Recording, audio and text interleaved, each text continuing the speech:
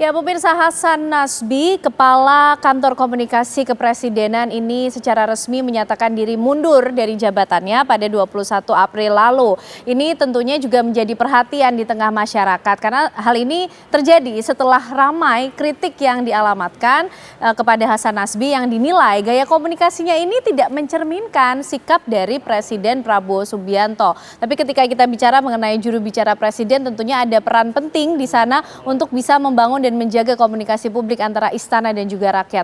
Lantas seperti apa seharusnya seorang juru bicara Presiden ini menjalankan fungsi dan perannya sebagai penyambung antara Presiden yang akan menyampaikan pesannya kepada warga? Malam hari ini itulah yang akan kita bahas di Apa Kabar Indonesia Malam bersama dengan sejumlah narasumber yang sudah hadir bersama kita. Ada Pak Wahyu Muryadi, juru bicara Presiden di masa Gus Dur, termasuk legend nih, pionir. Pak Wahyu, apa kabar? Selamat malam. Alhamdulillah. Sehat ya Pak? Terima kasih sudah hadir dan juga bergabung bersama kita. Ada Mas Ari Junaidi, pakar komunikasi politik. Mas Ari, apa kabar? Sehat Mas? Sehat. Sehat. Dan juga bergabung bersama kita melalui sambungan Zoom, pemirsa, ada Mas Johan Budi.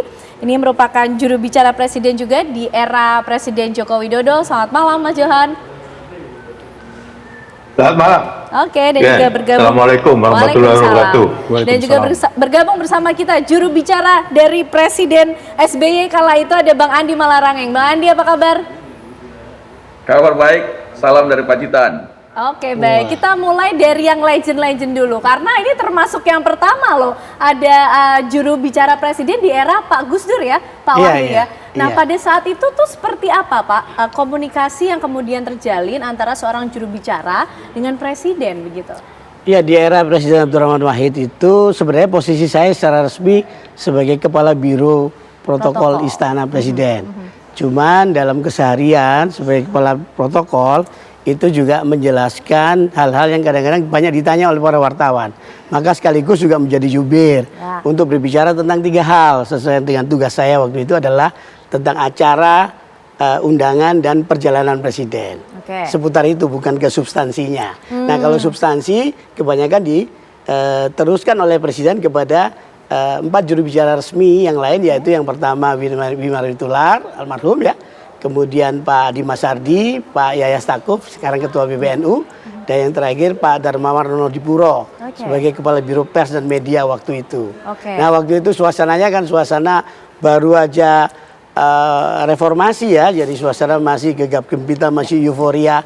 Semua orang yang menarik waktu itu adalah jumlah wartawan yang kemudian diperbolehkan masuk ke istana itu dibuka lebar, tidak lagi dibatasi oleh litsus, oleh penelitian khusus, oleh seleksi macam-macam ala orde yang sebelumnya, orde baru. Jadi dibuka sehingga rame, asal wartawan itu sudah mendapatkan rekomendasi dari pimpinannya, dari pemilik media, pemilik redaksinya, udah cukup itu untuk bertugas secara resmi di istana dan punya hak untuk kemudian ikut mengunjungi atau ikut barengan dalam perjalanan bersama Presiden di dalam negeri maupun di luar negeri. Oke, itu di zaman Presiden Gus Dur kala itu ya, Pak Wahyu. Kita coba urutkan kemudian di Presiden SBY, Bang Andi ini bagaimana kemudian akses komunikasi antara juru bicara Presiden dengan Presiden langsung, Pak SBY kala itu? Ya, memang dalam masa Presiden SBY ada 2 juru bicara yang ditunjuk, yaitu saya sebagai juru bicara dalam negeri dan Bung Dino Patijala juru bicara luar negeri. Dan pada waktu itu tugas kami adalah menjelaskan kepada publik tentang apa yang menjadi pikiran, ucapan, tindakan maupun kebijakan Presiden. Dan itu yang harus kita lakukan sesuai dengan gaya komunikasi yang diinginkan oleh Presiden. Untuk itu memang terus terang kami beruntung dapat Presiden, bos kami ini membuka akses seluasnya pada kami untuk bertanya, mendiskusikan apa yang menjadi respons pemerintah terhadap berbagai macam isu. Tiap pagi saya harus menghadap kepada beliau, tiap pagi melaporkan tentang apa yang menjadi isu-isu menonjol di pers pada waktu itu. Jam 7 pagi. Jadi saya tiap hari jam 5 sampai waktu mulai ada koran terbit pada waktu itu sampai di rumah, sampai perjalanan ke istana mesti baca koran dan semua majalah waktu itu, dan melaporkan kepada Presiden dan meminta arahan beliau untuk apa yang menjadi respons kita pada waktu itu. Dan sehingga memang komunikasi menjadi lancar dan alhamdulillah kita bisa menerjemahkan atau menyampaikan pesan-pesan presiden kepada publik dengan cara yang benar, sehingga juga publik bisa menerima dan mendukung pikiran maupun tindakan maupun kebijakan presiden itu. Oke, sesuai dengan gaya komunikasi Presiden SBY kala itu ya. Artinya itu disampaikan langsung juga oleh Pak SBY. Saya ingin kemudian ini dikomunikasikan dengan cara seperti apa, begitu Bang Andi? Oh ya, Pak SBY kan terkenal dengan kesantunannya. Karena itu maka kita juga harus berusaha untuk, walaupun misalnya saya orang Sulawesi, orang Bugis, tetapi ya harus untungnya bisa pernah belajar di Jogja, jadi mengerti bagaimana cara orang Jawa merespons dan sopan santun dan sebagainya, etikanya. Nah itu bagaimanapun juga juru bicara harus klop dengan apa yang menjadi gaya presidennya, kira-kira sehingga chemistry-nya juga cocok. Karena itu kan kita mewakili presiden, mewakili presiden berhadapan atau menyampaikan kepada publik.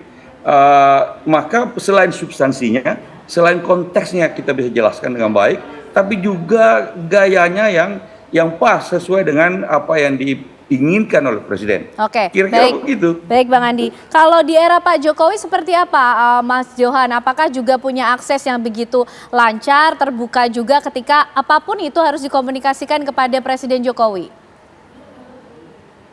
Ya, menurut saya syarat utama juru bicara presiden tentu dia harus bisa berinteraksi secara langsung dengan presiden mengenai setiap hari setiap jam atau setiap ada peristiwa-peristiwa yang perlu jawaban yang cepat. Intinya seorang juru bicara harus bisa berinteraksi langsung dengan presiden ya. Jadi tidak melalui orang kedua atau orang ketiga. Yang kedua menurut saya seperti yang tadi disampaikan oleh Bung Andi ya. Jadi juru bicara itu tentu harus sesuai dengan apa yang dimaui oleh yang dijuru bicarai. Dalam hal ini adalah presiden ya. Jadi juru bicara tidak boleh punya agenda tersendiri ya, di luar dari apa yang dimaui oleh presiden. Jadi masing-masing presiden tentu punya cara yang berbeda-beda kepada yang ditunjuk sebagai juru bicara. Sebenarnya nomenklatur juru bicara di zaman Pak Jokowi itu disebut sebagai staf khusus komunikasi ya. Waktu itu saya melalui Kepres diangkat sebagai staf komunikasi, staf khusus yang tugasnya adalah menjadi juru bicara presiden salah satunya ya. Dan komunikasi yang kita bangun tentu yang sesuai dengan apa yang dimau oleh presiden. Syarat utama tadi menurut saya adalah itu tadi, bahwa seorang juru bicara harus bisa berkomunikasi secara langsung. Yang kedua, dia juga harus tahu style dari presiden itu yang seperti apa yang perlu disampaikan kepada publik ya melalui media. Jadi dia tidak boleh quote unquote berinisiatif sendiri, kemudian bahkan bisa berlawanan dengan apa yang sebenarnya dimaui oleh presiden yang dijuru bicara itu. Gitu. Baik Mas Johan, itu tadi cerita pengalaman dari para juru bicara ya, setidaknya dari 3 era presiden. Mas Ari, ini katanya cerminannya harus sama antara presiden dengan juru bicaranya, tidak hanya soal substansi tapi juga gaya komunikasi. Termasuk mungkin kita bisa meng-highlight apa yang disampaikan oleh Hasan Nasbi, Mas Ari. Ini ada satu permasalahan yang tidak bisa saya atasi di luar kemampuan saya. Apa kemudian yang coba disampaikan? Ya, saya melihat gitu ya. Hasan Nasbi ini mengalami sebuah tekanan yang cukup besar dan dia tidak ditopang oleh organ-organ yang ada di bawah di kantor komunikasi Presiden PCO. Berbeda dengan eranya Mas Wahyu di zamannya Presiden Gus Dur. Beliau ini seperti pemain Liverpool. Ada Salah, ada Nunes, ada Gakpo yang mereka menyerangnya bagus. Demikian juga di eranya Pak SBY.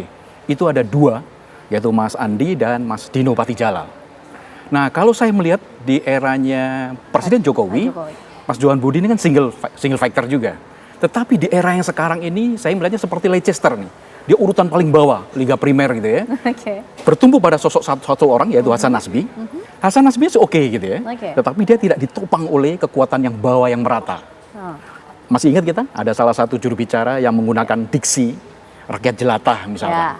Wah itu diserang publik. Tuh. Nah saya melihat bahwa di era Presiden Prabowo ini kantor komunikasi presiden belum maksimal menjadi amplifikator dari program-program Pak Prabowo. Bagaimana dia bisa menjual makan siang gratis. Oke. Ini yang paling seksi bahwa Indonesia itu sekarang lagi surplus produksi beras. Ya. Ternyata mereka lemah untuk menerjemahkan ke publik. Apa yang terjadi? Dia tidak bisa menerjemahkan ndasmu gitu ya dengan elaborasi kata-kata yang lebih sejuk gitu. Ndasmu malah ditambahin lagi dengan masak saja kepala babi. Nah ini kan menurut saya ini yang kelemahan mereka ini. Ya. Nah harusnya mereka bisa menerjemahkan ndasmu tadi dengan aksioma atau kata-kata yang lebih sejuk lagi. Nah menurut saya ini yang harus dibenahi oleh di kantor komunikasi presiden di era Prabowo ini. Oke, kita coba untuk menganalisis ya apa kemudian makna dan pesan yang disampaikan dari mundurnya Hasan Nasbi. Termasuk juga kalau kita lihat ini kan yang menjadi pertanyaan publik bagaimana sebetulnya komunikasi antara seorang juru bicara dengan presiden. Mungkin Pak Wahyu, Bang Andi dan juga Mas Johan nanti juga bisa menceritakan apakah memang setiap hari harus ketemu langsung dengan presiden. Nah nanti dijawabnya ya Bapak-bapak, usai jeda pemirsa kami kembali untuk Anda. Ya, pemirsa, Presiden Prabowo Subianto telah dilaporkan berkaitan dengan pengunduran diri Hasan Nasbi sebagai Kepala Presidential Communication Office atau Kantor Komunikasi Kepresidenan. Menteri Sekretaris Negara Prasetyo Hadi menyampaikan Presiden Prabowo masih mempertimbangkan pengunduran diri Hasan Nasbi sebagai Kepala PCO. Bapak Presiden sudah kami laporkan mengenai adanya rencana pengunduran diri dari Kepala PCO, Bapak Hasan Nasbi. Nah, tapi beliau menyampaikan bahwa saya akan mempelajari terlebih dahulu. Belum kan mau dipelajari. Iya, mau dipelajari itu kan maknanya macam-macam. Maknanya dipelajari itu apa? Ya, bisa jadi maknanya kan beliau, mohon maaf ya, misalnya bisa saja kan tidak berkenan. Pak Hasan Nasbi mundur kan. Kita tunggu keputusan dari Bapak Presiden. Baik, kita akan kembali melanjutkan pembahasan kita pemirsa. Bang Andi Malarangeng, publik nampaknya juga ingin tahu dan penasaran. Ini para juru bicara presiden ketika menjalankan tugas dan fungsi serta perannya setiap hari bertatap muka dengan presiden, menempel setiap agenda presiden atau seperti apa? Ya, kalau perintah Presiden SBY kepada kami juru bicara adalah melekat. Artinya kemanapun presiden, dimanapun beliau, selama beliau masih bekerja, artinya belum masuk kamar tidur, itu juru bicara standby di situ. Karena bisa saja tiba-tiba dipanggil, bisa saja beliau ketemu tokoh ini, tokoh itu, rapat kabinet, pasti selalu kami ada di samping beliau. Kecuali kalau itu bersifat empat mata. Itu pun setelah empat mata, biasanya kami di brief lagi juga tentang apa yang disampaikan dan apa yang perlu disampaikan kepada publik.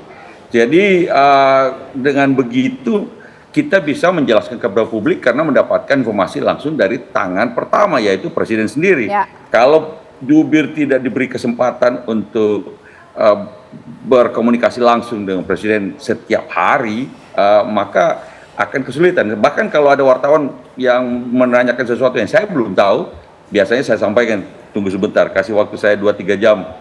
Saya menghadap dulu sama presiden, bertanya tentang apa, bagaimana menjawabnya. Begitulah kira-kira. Jadi harus melekat betul sehingga setiap agenda yang dilakukan oleh presiden ini termonitor oleh juru bicara yang berkaitan langsung dengan media dan juga rakyat, begitu ya Bang Andi ya. Apakah ini juga terjadi di zaman Pak Jokowi, Mas Johan?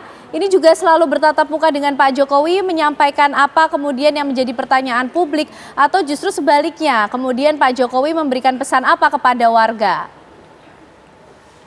Ya, kadang-kadang dua hal yang timbal balik ya. Kadang-kadang untuk yang krusial gitu, kadang-kadang saya dipanggil melalui ajudan ya. Kadang-kadang saya bertemu dengan presiden. Pagi dulu Pak Jokowi kan tinggal di istana dulu ya, di awal-awal saya di istana itu tinggal di istana, sehingga hampir setiap pagi kita ngobrol di Selasar itu, meskipun ada isu atau tidak ada isu apa yang menasional, kita tetap ngeteh bareng gitu ya, cerita-cerita. Dan kantor saya ada di sebelah ya, di kantor presiden tempat tanda tangan itu yang di rapat kabinet kan di atas tuh. Nah, kantor saya, ruangan saya ada di bawah, sehingga setiap ada kegiatan, setiap ada bahkan rapat kabinet juga di awal-awal kami diikutkan ya. Saya sebagai juru bicara presiden selalu ikut memonitor hasil rapat kabinet, karena kita mengikuti dan yang terjadi perdebatan di dalam rapat kabinet. Tentu seorang juru bicara menurut saya harus paham mengenai diksi-diksi kalimat yang mana yang kemudian menimbulkan pro dan kontra, mana yang tidak ya, tapi tetap sesuai dengan apa yang dimaui oleh presiden yang kita juru bicara. Setiap hari dulu, setiap ada kegiatan, tidak hanya di dalam negeri ya, di luar negeri pun dulu saya selalu ikut ya, selalu diajak oleh presiden kunjungan-kunjungan ke luar negeri, bahkan di dalam kegiatan-kegiatan seperti G20 gitu ya, kemudian rapat-rapat di luar itu juru bicara selalu diajak di dalam rombongan. Karena gini, kadang-kadang teman-teman media itu meminta informasi yang cepat ya, apalagi kalau skala isunya itu rame pro kontra dan menasional ya, itu juru bicara harus siap. Bahkan saya kadang-kadang ditelepon oleh Pak Jokowi untuk menanyakan atau memberikan informasi yang diinginkan oleh media. Jadi saya kadang yang telepon Pak Presiden, sebaliknya kadang-kadang saya juga pernah ditelepon secara langsung oleh Pak Presiden. Jadi poinnya yang perlu di garis bawahi adalah seorang juru bicara itu memang harus melekat dan harus tahu betul ya apa yang menjadi keinginan seorang presiden, termasuk style dari presiden itu. Jadi tidak ada barrier, tidak ada jarak antara seorang juru bicara dengan presiden, dan juru bicara tidak boleh menyampaikan hal-hal yang tidak dimaui oleh presiden gitu. Jadi tidak boleh punya keinginan atau punya agenda tersendiri ya. Jadi memang harus sesuai dengan apa yang disampaikan oleh presiden. Oke, baik Mas Johan. Pak Wahyu, ini kan dulu juga berkaitan langsung oleh teman-teman media. Seperti yang dikatakan Mas Johan sebelumnya, ini kadang teman-teman media harus kemudian mendapatkan respon, jawaban dari istana mengenai isu-isu penting tertentu di Indonesia, begitu kan? Harus segera begitu sifatnya. Adakah kemudian momentum harus memberikan jawaban kepada media, tapi cukup kesulitan bertemu dengan presiden? Solusinya seperti apa ketika belum sempat ketemu dengan presiden? Ya, alhamdulillah kalau waktu itu ketika bertugas sebagai sesekali menjadi juru bicara Presiden Abdurrahman Wahid, saya diuntungkan oleh posisi saya formal sebagai kepala Biro Protokol, yang setiap hari memang harus mengkonfirmasikan, mengingatkan, mengkonfirmasikan secara teknis acara-acara presiden, undangan, perjalanan dan seterusnya. Itu tiap hari saya bacakan setelah ditangani sekretaris presiden. Gus, nanti acaranya gini, Presiden Wahid akan membuka ini akan bicara ini.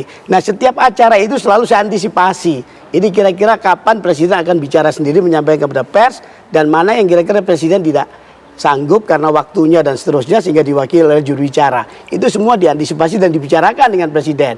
Jadi itulah saya menyampaikan acara-acaranya, kenapa ketemu siapa dan seterusnya. Nah, enak karena Presiden Gus Dur kan sifatnya orangnya kan stylenya sangat rileks, sangat informal sekali, dan selalu tagline beliau kan tidak punya musuh siapapun, semuanya harus jadikan teman. Waktu belum sempat ketemu sama presiden Pak Wahyu, tapi sudah harus menanggapi teman-teman media. Solusinya gimana? By phone kah seperti Mas Johan tadi? Betul, jadi prinsipnya kita kan harus melayani media massa, harus melayani, menjamu, pokoknya apapun yang mereka mau kita servis gitu kan. Kalau tapi ternyata saya belum mendapat informasi itu, selalu minta waktu kepada teman-teman wartawan. Oke. Saya boleh nggak minta waktu sejam aja? Saya akan konfirmasikan pada presiden atau akan saya bicarakan dengan jubir yang lain. Itu biasanya biasa itu dan mereka udah tahu. Jadi jangan sok tahu gitu ya. Ya, itu Jadi, dia. Ini yang menjadi penting nih Mas Ari. Satu benang merahnya sepertinya sama. Komunikasinya begitu lancar kok. Semua punya akses ke presiden. Harus ketemu setiap hari, melekat bahkan begitu kan. Tapi kayaknya di era ini apa cukup sulit ya bertemu dengan presiden. Padahal juru bicara presiden atau dari kantor komunikasi kepresidenan yang harusnya tadi sepaham, punya gaya komunikasi yang sama, substansinya juga harus sama, tidak boleh punya agenda sendiri begitu kan. Harus menginterpretasikan pesan dari presiden seperti apa kalau nggak pernah ketemu atau sulit bertemu? Yang pertama, kantor komunikasi atau juru bicara era Gus Dur, era Pak SBY dan era Pak Jokowi itu paham betul bahwa media itu driven politics. Media itu bisa mengendalikan politik. Ya. Apalagi sekarang ya, media dan media sosial driven politics. Betul. Nah, ini dilupakan oleh kawan-kawan sekarang ini. Nah, seharusnya mereka paham betul bahwa apa yang menjadi isi atau kebutuhan media itu harus cepat ditanggapi oleh kantor komunikasi presiden. Sehingga yang sekarang ini seperti kelabakan tuh. Dia tidak bisa menjelaskan atau menggaungkan. Kenapa sampai tidak bisa Mas Ari? Ini dia. Mungkin juga ingat bahwa komunikasi itu menjadi wajah dari kepemimpinan. Bahkan komunikasi presiden itu adalah sound of kepemimpinan atau sound leadership-nya. Nah, kali ini memang beda ya. Ada Pak SBY, ada Gus Dur, ada Pak Jokowi, kemudian ada Pak Prabowo. Latar belakang Pak Prabowo kan cukup tegas, keras gitu ya. Sehingga dominasinya cukup luar biasa. Nah, oleh karena itu harus diimbangi oleh teman-teman di kantor PCO bisa menerjemahkan apa keinginan Pak Prabowo. Ada saya mencatat satu hal yang dilakukan fatal gitu ya. Ketika Pak Prabowo pidato di Turki soal Kemal Atatürk gitu ya. Nah, ini tidak dielaborasikan dengan tepat oleh kawan-kawan di PCO. Sehingga apa yang terjadi? Media dalam negeri itu mengikuti apa yang terjadi di Turki. Ya. Ini menjadi negatif. Tidak kemudian mengikuti apa yang menjadi agenda PCO sebagai perpanjangan lidah istana. Betul. Banyak senjata yang dimiliki oleh kantor PCO, tetapi mereka gagal untuk mengartikulasikan. Dan mereka bertumpu pada sosok Hasan Nasbi. Padahal ada Paul Vermonte, ada Prita Lulu, ada Ujang Komarudin, gitu ya. Sehingga ini yang belum bisa digerakkan oleh teman-teman PCO. Nah, ini sekarang berbeda, diambil alih oleh Mensesnek, ada Wamensesnek, ada Wakil Menteri Komdigi gitu ya. Nah, ini beda lagi itu. Auranya menjadi pelan lagi, slow lagi. Kalau yang kemarin di bawah Hasan Nasbi kan gas terus nih. Selalu konfront dengan media misalkan. Nah, saya berharap apa yang dilakukan oleh eranya Gus Dur itu bisa menjadikan diduplikasi juga di ATM gitu ya, amati, tiru dan modifikasi. Kalau bahasa Jermannya nitekne nambah noniroe gitu ya. Bahwa mereka semua bisa. Jadi manajemen komunikasi presiden itu adalah bagaimana memadukan semua unsur, semua kemampuan sehingga bisa menjelaskan kepada publik program-program yang dicanangkan oleh presiden. Sayang loh, Asta Cita itu bagus gitu ya. Tetapi mereka gagal melemah dalam eksperimentasinya. Oke, baik. Karena kita juga pengen tahu bagaimana kemudian membedakan peran antara jubir, Mensesnek, protokoler mungkin, atau siapa kemudian asisten-asisten yang ada di samping kanan kiri seorang presiden ini. Dijawabnya nanti ya, Bapak-Bapak ya. Saya jeda, kami kembali untuk Anda.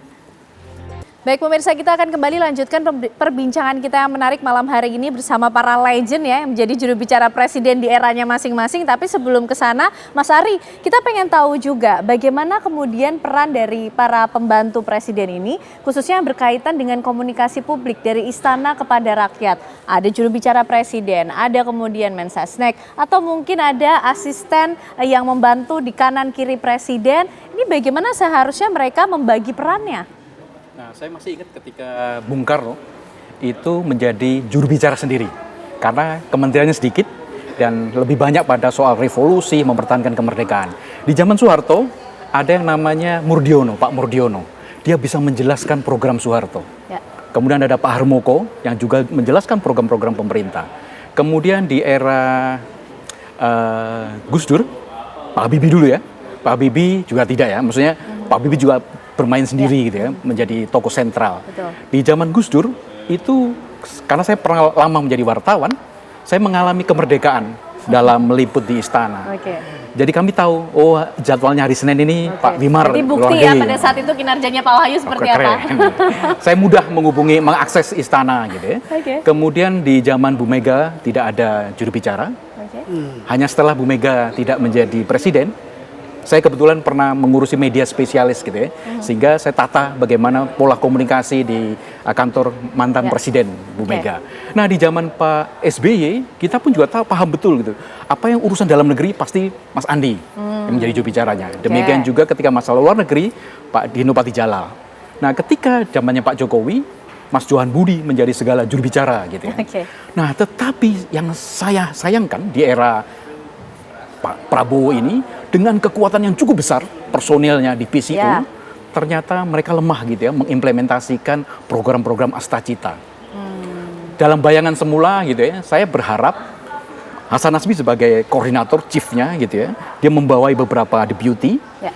yang bisa menangani persoalan-persoalan di klaster gitu ya. Misalkan Dita Irawadi, Kementerian Perhubungan, Kementerian Sosial gitu ya. Sekarang menterinya banyak. Karena menterinya banyak, juru bicaranya banyak gitu ya. Oke. Tetapi tidak dikelola dengan baik oleh kantor PCO. Seharusnya mereka mempunyai spesialisasi gitu ya.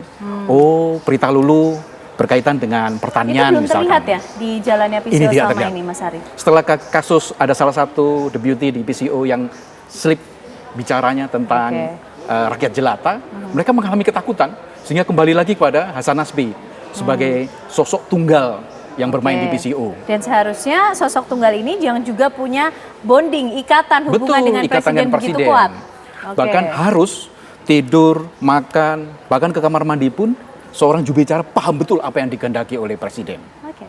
Nah, saya melihat dalam sejarah kantor kepresidenan, komunikasi presidenan, di zaman detik-detik yang menegangkan di zaman Pak Gus Dur, itu juru bicaranya luar biasa. Kita wartawan tuh bisa 24 jam melihat aktivitas di istana. Kalau sekarang Pak Prabowo ini kan ya office to hour gitu ya, hanya jam kantor aja. Yang terlihat. Yang terlihat gitu ya. Tetapi mereka gagal menjelaskan persoalan-persoalan yang cukup berat. Ingat loh, di semua era presiden ini juga Oke. paling berat nih. Pengangguran, kemudian belum lagi yang tarif Trump. Wah, luar biasa. Persoalan yang luar biasa ini masa tidak bisa ditangani oleh kantor PCO yang cukup besar. Sayang betul gitu ya. Sehingga kita bisa lihat Oke. gaya pola komunikasinya Oke. bukan lagi mengekspos seseorang misalkan dengan monolog di video gitu ya. Bukan juga gitu ya. Oke, baik Mas Ari. Kita kembali mungkin ke Bang Andi. Ini Presiden katanya masih mempertimbangkan pengunduran diri Hasan Nasbi. Tapi dengan pengalaman yang dimiliki oleh bapak-bapak di era kepemimpinan sebelumnya, Bang Andi juga apa kemudian yang harus dilakukan menjadi catatan perbaikan sehingga komunikasi antara juru bicara sendiri kepada Presiden harus kuat dulu sehingga bisa menginterpretasikan apa yang menjadi pemikiran dan ucapan Presiden ini secara tepat kepada masyarakat. Memang kalau betul nanti Bung Hasan Nasbi diganti, penggantinya harus tetap punya chemistry dan juga dapat trust dari presiden. Karena kepercayaan itu yang membedakan. Kalau tidak dapat trust kan susah untuk dapat akses kepada presiden, boleh kata 24 jam kalau perlu untuk mewakili presiden menyampaikan kepada publik. Nah, itu butuh trust, butuh akses, dan kemudian memang Presiden Prabowo menunjuk Pak Mensesnek sebagai juru bicara, tetapi sebenarnya kalau kita pikir-pikir, kalau beban kerja dari Mensesnek itu ringan, ya nggak apa-apa juga sih, bisa saja seperti Pak Murdiado dulu, tapi itu kan zaman Orde Baru ketika semua bisa dikontrol oleh istana, termasuk pers. Tapi zaman sekarang rasanya susah untuk merangkap-rangkap. Karena itu memang perlu, kalau betul diganti, maka harus ada penggantinya segera, dan kemudian juga ya tentunya orang yang betul-betul dipercaya oleh presiden. Ya kira-kira seperti Mas Pras inilah, Mensesnek ini yang kemudian bisa memahami betul apa yang dipikirkan oleh Presiden Prabowo. Kalau tidak, maka akan terulang lagi. Apalagi kalau kemudian ada orang baru yang harus belajar lagi bagaimana Presiden Prabowo dan sebagainya, apa yang diinginkan dalam konteks baik substansi maupun juga gaya. Dan ini memang agak sulit, tetapi saya rasa pasti ada begitu banyak kok orang di sekeliling Presiden Prabowo yang bisa kemudian juga punya kemampuan komunikasi, memahami apa yang diinginkan presiden, substansinya juga memahaminya, dan bisa mendapat trust dari presiden. Oke, baik Bang Andi. Pak Wahyu, ini kalau kemudian nanti akhirnya diganti kepala komunikasi kepresidenan ini, apa kemudian yang menjadi kriteria utama? Apakah yang ditunjuk nanti adalah orang yang sudah memiliki, diberikan kepercayaan dulu, sudah ada kedekatan dulu dengan Pak Prabowo, atau kepercayaan itu, trust itu bisa dibangun dengan kebiasaan? Ya bisa dua-duanya, tapi memang dalam situasi yang sekarang ini lagi agak berat situasinya. Jadi memang harus cari orang yang betul-betul seperti bilang Pak Andi Malarangeng tadi, ketemu orang yang dapat dipercaya, yang udah deket, tahu betul karakter dan kebiasaan Pak Prabowo. Jadi dulu saya dengan Gus Dur misalnya, itu harus ada satu frekuensi, ya kan, frekuensi membangun bonding lahiriah maupun batiniahnya. Okay. Itu dibangun setiap saat. Saya selalu mencocokkan frekuensi itu sehingga tune in betul. Nah begitu tune in, nah kebetulan saya jadi mencocokkan acara dan perjalanan undangan beliau hari demi hari, bahkan komunikasi itu kadang-kadang sambil di kamar mandi, kadang-kadang sambil nemenin beliau lagi pipis misalnya, olahraga, treadmill, bahkan di tempat tidur ketika lagi berbareng, lagi kurang sehat, saya temani, saya tanya apa, harus itu begitu. Aksesnya sampai sedekat itu. Iya, harus begitu. Trust, jadi itu arti tentu saja bisa aja dicarikan orang yang profesional, yang tidak ada kedekatan, tapi problemnya nanti akan ada hambatan nanti untuk menerjemahkan apa kata presiden. Kalau tidak diciptakan satu kondisi di mana ada komunikasi yang sehat tiap hari, harus tiap hari itu. Itu dia. Karena kan kita melayani kebutuhan wartawan yang maunya kan saat-desaknya, teman-teman. Oke, baik Pak Wahyu, menarik. Mas Johan, harus ada komunikasi yang sehat ketika nanti memilih siapa kemudian yang menjadi juru bicara presiden. Bahkan punya frekuensi yang sama, chemistry-nya sudah ada dengan presiden, begitu Mas Johan? Saya kira yang pertama adalah presidennya sendiri gitu. Ingin punya jubir seperti apa, yang pertama. Yang kedua, tidak hanya sekedar menunjuk jubir, kemudian apalagi memberikan sebuah lembaga gitu ya, memberi cap lembaga misalnya kantor komunikasi presiden gitu. Nah ini juga harus diberikan wewenang dan juga diberikan otorisasi untuk menjelaskan sesuai dengan apa yang diinginkan oleh presiden gitu. Misalnya jubir presiden, dia juga harus diberi kewenangan untuk memberikan itu kepada media. Kenapa begitu? Karena media kan butuh orang yang bisa kemudian ditanya, yang bisa menjawab secara cepat dan tahu pasti apa peristiwa yang sesungguhnya terjadi. Nah, kalau seseorang ditunjuk sebagai jubir ya, sementara aliran informasi tidak diberikan kepada si jubir itu ya percuma aja. Seberapa jagonya jubir itu kalau dia tidak di-feeding oleh informasi yang terjadi sesungguhnya.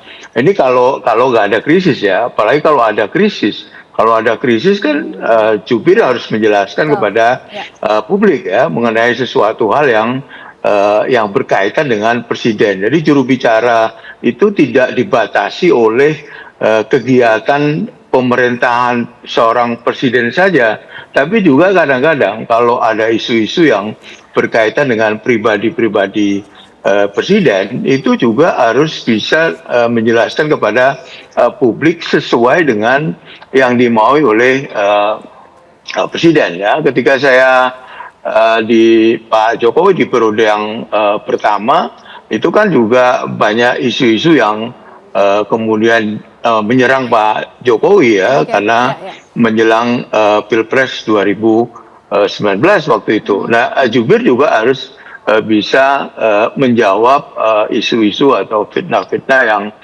menyerang seorang presiden ya. Tidak hanya sekedar kebijakan, ini menurut saya, tapi juga seorang juru bicara harus tahu betul apa yang sesungguhnya terjadi dan dimaui oleh presiden terkait dengan isu-isu yang menyangkut baik itu secara pribadi presidennya maupun yang berkaitan dengan kebijakan presiden sebagai kepala pemerintahan ya. Karena kalau udah menyangkut kementerian, kadang-kadang menterinya bicara ya, yang kemudian juru bicara kementeriannya yang menjelaskan soal satu kementerian gitu ya.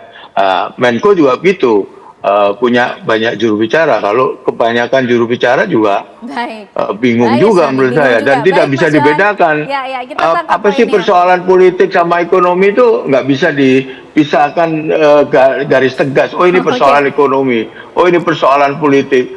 Nggak bisa begitu menurut saya. Politik tidak bisa masuk ke ekonomi. Jadi juru bicara itu seyogyanya ya jangan banyak-banyak. Oke. Nanti Baik. wartawan juga bingung gitu, Oke. karena isunya politik sama ekonomi kadang-kadang menjadi satu gitu. Baik, kita masih tunggu Saya kira tentunya. itu. Baik, terima kasih Mas Johan. Kita masih tunggu bagaimana nanti hasil pertimbangan dari Presiden Prabowo Subianto atas sikap mundurnya Hasan Nasbi sebagai Kepala Kantor Komunikasi Kepresidenan. Tapi yang pasti poinnya, jubir ini diharapkan bukan hanya sekedar penyambung suara Presiden, tapi betul-betul bisa membangun dan menjaga komunikasi publik antara istana dan juga masyarakat. Terima kasih Bapak-Bapak semuanya malam hari ini sudah berdiskusi. Pak Wahyu, Mas Ari, Bang Andi Malarangeng, Mas Johan. Terima kasih atas waktunya. Sehat selalu semuanya.